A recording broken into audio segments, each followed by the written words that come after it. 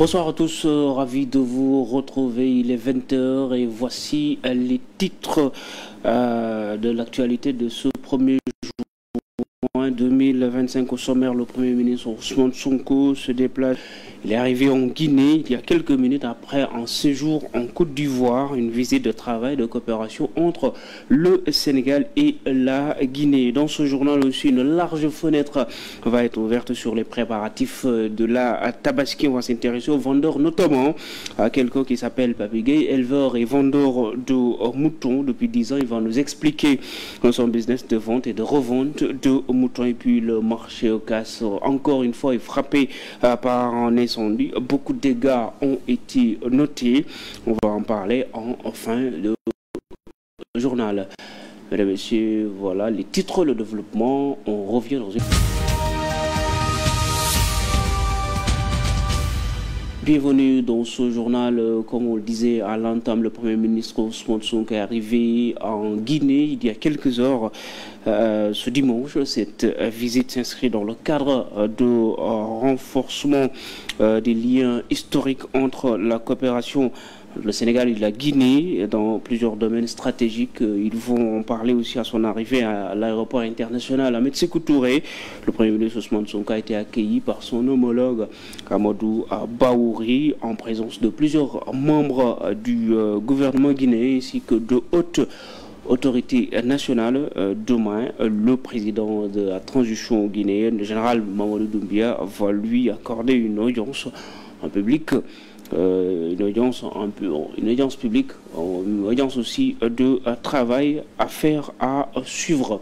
On lisait dans les titres concernant la fête de Tabaski. La Tabaski est une fête très lucrative. Beaucoup de Sénégalais profitent de cette fête pour gagner de l'argent grâce à la vente de moutons. C'est le cas pour Papi Gueye, un jeune Sénégalais qui est dans le business depuis 10 ans. Vente et revente de moutons. On est allé voir son enclos. Vous allez voir, il y a des moutons dont le prix avoisine le million. C'est un reportage de Mumbai. Papi Gueye au milieu de son troupeau. Il parcourt fièrement sa bergerie, satisfait d'avoir une fois de plus investi dans un business aussi florissant. Nous vendons plusieurs races de moutons, dont les Ladoum, des Toulabert, des Bali et des Azawat. Les prix varient entre 150 000 et 1 million. Je fais ce business depuis 10 ans maintenant. C'est une activité très rentable. Il n'est plus novice dans ce domaine. Chaque année, il se lance dans une opération Tabaski. Nous élevons nos moutons dans la zone rurale, à l'intérieur du pays. J'achète de petits béliers que je confie à des bergers. Ils se chargent de les entretenir au cours de l'année et à l'approche de la Tabaski. Je me rends là-bas pour acheter mes propres moutons. La vente se fait en fonction de la somme que le berger a dépensée pour alimenter le bétail. Je travaille avec les Mbafa. C'est une localité située près de Fissel Mbadan. Galas est le bélier le plus cher de cette bergerie. Majestueux et imposant. Son propriétaire lui a conféré un statut de haut rang. On le surnomme le roi de la bergerie. Je le vends à 1 million de francs CFA. Papi dépense beaucoup d'argent dans l'alimentation de ses moutons. Je dépense chaque jour 4 sacs de ripasse. Le sac coûte entre 9 000 et 9 500. On achète aussi du corail. Le sac coûte 15 000. Sans compter les autres ingrédients qui vont avec le mélange, comme le mil, la poudre de feuilles de baobab. Mais c'est un bon investissement. Plus le mouton est gros, plus il devient attrayant. Les béliers qui sont classés dans ce compartiment ont déjà trouvé preneur. La plus grande crainte de Papi est de se retrouver avec des moutons invendus après la Tabaski. C'est une chose très pénible pour tout éleveur. Et j'ai un mauvais pressentiment cette année parce que jusqu'à présent, je ne vois pas de clients. Entrepreneur, il investit dans d'autres secteurs comme l'immobilier. Mais l'élevage reste son activité de prédilection. Merci Diombe, on reste dans l'ambiance de la Tabaski, toujours terminus de Liberté 6. C'est le Grand Roche avec les clients qui viennent, les badauds également, qui traversent, tous animent ces lieux très fréquentés durant cette période de Tabaski. Cependant, les vendeurs sont parfois confrontés au vol et autres désagréments. À la solution, travailler ensemble, unir les forces liguées contre les malfaiteurs. Reportage. Le Daral, si au terminus Liberté 5, est une plaque tournante du marché de bétail dans la capitale sénégalaise depuis plus de 3 décennies. Et comme chaque année, l'offre et la demande rivalisent d'ardeur, quasiment 24 heures sur 24, au risque d'être exposés sur le plan sécuritaire. La sécurité laisse à désirer. Je me rappelle que lors d'une de mes précédentes opérations, on m'a volé l'équivalent de 500 000 francs. Un cas particulier selon ses autres camarades qui, avec les moyens du bord, veillent scrupuleusement à l'intégrité de ce foirail. Nous faisons des rondes à tout moment et chacun y participe.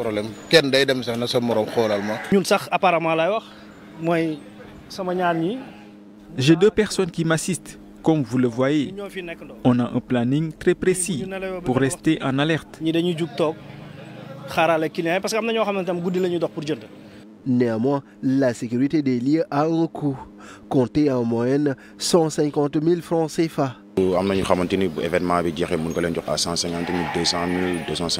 Avec les millions en jeu lors de la fête de Tabaski, les vendeurs sont exposés, d'où leur appel à sévir contre le banditisme grandissant. C'est la seule issue possible, parce que très souvent, les voleurs sortent après 2 ou 3 mois de détention. Pour la campagne de cette année, aucun cas de vol n'est pour le moment recensé. On part à Kaffrine avec les préparatifs toujours de la fête de Tabaski qui ne se font pas beaucoup sentir chez les travailleurs dans cette zone. La principale activité génératrice de revenus, c'est l'agriculture. Et cette année, pas d'argent ni de revenus essentiels pour bien préparer cette fête de Tabaski. On les écoute au micro de Moustapha Diop et de Elhadj Malik Wilane dans le marché. Oui, d'habitude, à pareil moment, les clients passaient pour récupérer leurs commandes. Mais cette année, les tailleurs broient du noir. Et c'est le cas. C'est le pays qui est ainsi. Nous sommes dans un contexte économiquement difficile. Je pense bien que c'est tout le sens de la raréfaction de la clientèle.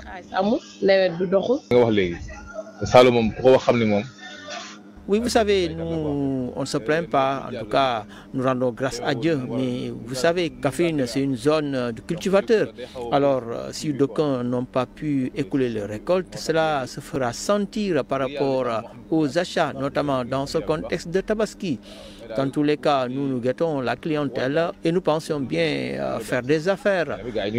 Oui, c'est carrément difficile parce qu'à pareil moment, des clients faisaient la navette pour récupérer leurs commandes. D'autres avaient déjà passé commande, mais cette année, c'est difficile pour nous. Nous sommes là à attendre. Nous espérons faire de bonnes affaires, mais dans ce contexte-là, il faut comprendre que l'argent ne circule pas. On sort de cette ambiance de la fête de Tabaski pour entrer dans les écoles, au lycée Limamoulaye de Guédiawaye. La plupart des élèves mettent fin à leurs études à cause des raisons économiques. Pour pallier à ce manque, c'est une orientation en partenariat avec le lycée Limamoulaye justement apporte sa contribution. La structure vient en aide aussi aux élèves. Reportage Bakary Sissé. Bon nombre d'élèves ont besoin d'aide pour améliorer leurs conditions d'études. La plupart des élèves dans la banlieue écourtent leur apprentissage en raison, faute de soutien financier en général. Au Seydina Limamoulaye, Le problème est en train de trouver une régression grâce à l'appui d'un partenaire de l'éducation. Je suis de réitérer l'engagement de cette orientation dans sa mission d'accompagnement, de conseil et d'assistance pour les élèves qui ont un projet de réussite dans leurs études supérieures. Donc, dans le cadre de notre mission, nous assistons certains de ces élèves gratuitement pour toute la procédure jusqu'au dépôt de visa. Mais toutefois, en est-il que parmi ces élèves, très généralement, vous retrouvez des élèves qui, par la suite du bac, ont une bourse d'excellence parce qu'ils auraient gagné même au préalable, n'est-ce pas, lors des concours généraux. Donc, ce qui facilite par ailleurs l'atteinte de cet objectif de les aider à réussir leur projet d'études. À l'ouverture du FOSCO 2025 du lycée, le parrain de ces journées culturelles, le PDG de Seine Orientation, a offert 1 million de francs CFA à l'administration pour un appui à l'endroit des apprenants. Ce montant vient à son heure parce que tout simplement, vous savez qu'on est en fin d'année. Et en fin d'année, les ressources du lycée Seydina Limamou Laye diminuent considérablement. Nous avons à l'horizon les examens du profil, les examens du côté technique, professionnel, enseignement technique, bac T, bac S3, et nous avons aussi du côté de l'enseignement général aussi le baccalauréat qui se profile à l'horizon. Donc avec ce montant-là, on pourra tout simplement s'organiser davantage pour encadrer nos élèves. Certes, tout n'est pas rose, mais le lycée Seydina Limamou Laye a une bonne réputation. Il est parmi les excellents lycées et obtient souvent un bon classement au concours général. Selon le chargé des études, l'établissement reste dans cette dynamique. Adiamagun Sikap Mbao, un forum a été ouvert sur l'intelligence artificielle concernant d'éventuelles menaces en milieu scolaire et professionnel. Il s'agit pour les acteurs de l'éducation de faire savoir aux élèves que l'intelligence artificielle est un outil qui permet d'acquérir de nouvelles aptitudes, d'améliorer aussi les compétences dans la recherche de savoir. Ils appellent l'État du Sénégal à intervenir. Un forum itinérant sur l'orientation s'est tenu à Diamaguène Sicap Mbao sur le thème l'intelligence artificielle, opportunités et menaces en milieu scolaire et professionnel. Le choix du thème n'est pas gratuit, selon cet ingénieur en intelligence artificielle. L'intelligence artificielle est aujourd'hui incontournable et utilisée par tout le monde pratiquement. Les élèves l'ont dans leur téléphone, ils l'utilisent aussi à travers Internet. Donc c'est en ce sens qu'on a voulu partager avec eux sur une définition de l'intelligence artificielle pour leur permettre de mieux comprendre de quoi il s'agit et surtout de démystifier l'intelligence artificielle. Pour l'amélioration des compétences et l'acquisition de nouvelles connaissances, l'IA devient un outil indispensable dans le système de l'éducation et de l'enseignement. Donc mu nekk daal vraiment activité boo xam ne dafa am ñaari objectif yu muy viser mooy promouvoir l'employabilité des jeunes mais également conscientiser les jeunes sur l'intelligence artificielle. Ces élèves ont besoin d'être accompagnés pour utiliser à bon escient l'IA. Nous allons accompagner les jeunes parce que qui dit intelligence artificielle dit en fait les nouveaux métiers. Qui dit intelligence artificielle dit en fait modification que cela va apporter dans le milieu scolaire et le milieu de la profession. L'État est donc invité à soutenir cette politique numérique. L'intelligence artificielle est un outil très efficace et ça a été démontré, ça occupe une place très prépondérante dans l'économie mondiale. Et aujourd'hui, le monde est en transition également, le Sénégal ne sera pas en reste. Donc on doit tout faire pour expliquer, pour accompagner la jeunesse, mais également les professionnels, pour que quand la mutation vienne, qu'on puisse utiliser l'intelligence artificielle à bon escient. Le Centre d'académie de l'orientation scolaire et professionnelle de Pikine Guédiawaye a organisé ce FIO, forum itinérant sur l'orientation. Le projet s'appelle Notto Diobass Smart City. Il est lancé par l'ancien ministre et maire de Notto Diobass, Alioune Sarr. Ce projet permettra aux populations d'avoir une garantie financière, mais également de sécuriser leur habitat. On l'écoute. Aujourd'hui, nous lançons officiellement la régularisation des titres des carrés dans les hameaux des villages de notre commune. C'est le début d'un processus qui va redonner confiance et espoir à toutes nos familles. Et c'est ici que je souhaite m'arrêter un instant pour saluer le rôle exemplaire et l'engagement sans faille des chefs de village qui, en moins d'une semaine après mon courrier, ont déposé des centaines de dossiers de régularisation des titres de carré dans les hameaux. Je voudrais donc adresser mes félicitations et mes encouragements sincères aux chefs de village. Aujourd'hui, en leur remettant officiellement les titres d'habitation tant attendus, nous répondons à la demande pressante et légitime de nos concitoyens. Cette victoire, cette étape est une victoire collective et non individuelle. C'est un témoignage de notre engagement commun au service de la régularisation foncière et un pas décisif vers la sécurité foncière et la prospérité de nos populations. Oui, nous pouvons le faire. Oui, vous l'avez fait. Merci à Binta Traoré et à Mataba Badiara qui ont recueilli ces propos. On passe à une autre actualité concernant les militaires et les gendarmes. Les épouses justement de ces militaires et de ces gendarmes passent à l'action. Ils ont inauguré la boutique des femmes Djambar, un espace de vente dédié aux produits locaux issus de l'agriculture, de l'élevage, mais aussi de l'artisanat. Cette initiative vise à promouvoir l'autonomie économique des femmes tout en répondant aux défis de la cherté de la vie. Papa Wandagay. C'est une première à Ouakam. L'association des épouses de militaires et de gendarmes de la cité Comico lance officiellement la boutique des femmes des Djambar. Dans cette boutique, on retrouve des produits de première nécessité, issus de l'agriculture, de l'élevage ou de l'artisanat. Tous sont cultivés, transformés ou fabriqués par les membres eux-mêmes ou en partenariat avec des producteurs locaux. Le projet a été concrétisé avec le soutien du ministre des Forces armées, le général Biram Diop. Nous avons imaginé la boutique des femmes des Djambar, un espace qui fait le lien direct entre le champ et l'assiette, et qui permet à nos familles de s'approvisionner à des prix justes, tout en valorisant les produits du terroir. Une initiative saluée comme le début d'une nouvelle ère pour ces femmes qui aspirent à une autonomie économique durable. Cet acte de solidarité et d'engagement est bien plus qu'un geste.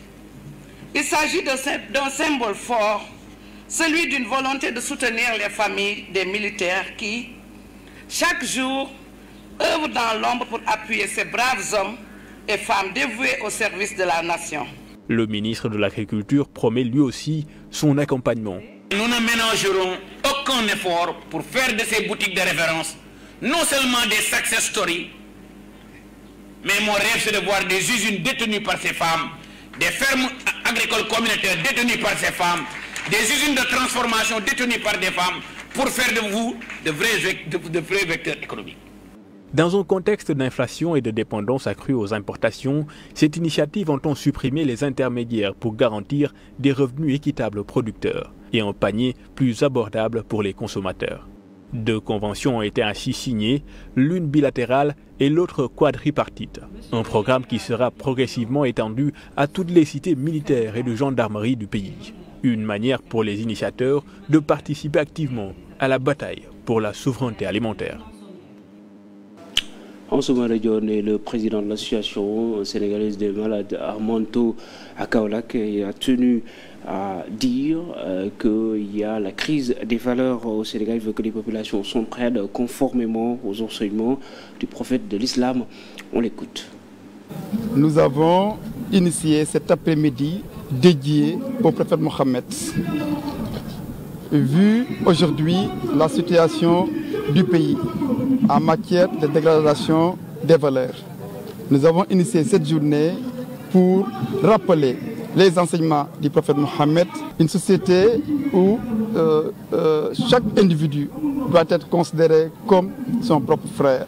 La Tabaski, c'est une fête extrêmement importante de solidarité et aujourd'hui, nous devons tout faire pour que chaque citoyen sénégalais puisse avoir un mouton, parce que c'est de ça qu'il s'agit. Il serait important pour les nouvelles autorités d'œuvrer dans ce sens.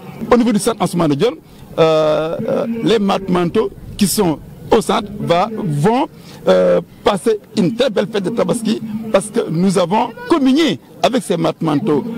Nous allons faire en sorte que toutes ces personnes qui ne jouissent pas de leur faculté mentale puissent passer une excellente fête, en tout cas, de Tabaski.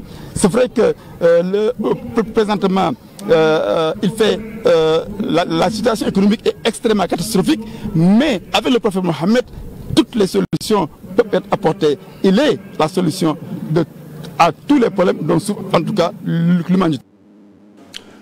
En Somalie, au micro de Moustapha Ndiaye à Kaolack. On poursuit, on le disait dans les titres, un nouvel incendie s'est déclaré au marché Ocass de Touba dans la nuit du samedi au dimanche vers 1h du matin, causant au moins 25 cantines et un nombre important de dégâts qui ont été ravagés par les flammes.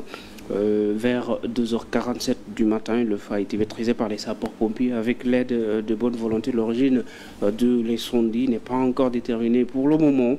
La police a annoncé l'ouverture d'une enquête. Nous y reviendrons en prochaines éditions. Mesdames et messieurs, c'est la fin de cette édition. Merci à vous de nous avoir regardé.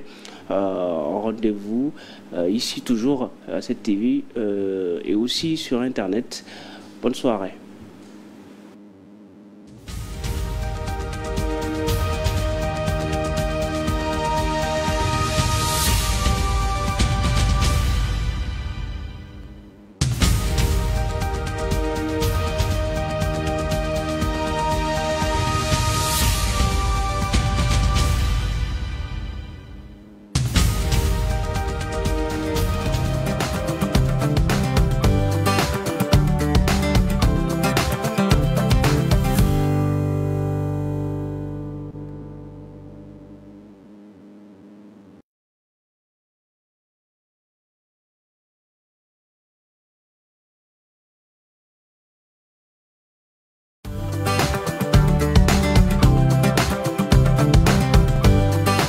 cofeel la woon ci njëlbeen mbëggeel daal di lalu mbëggeel bu amul àpp te bëri doole lool ci wàllu télévision googu mbëggeel moo jox tey 7TV.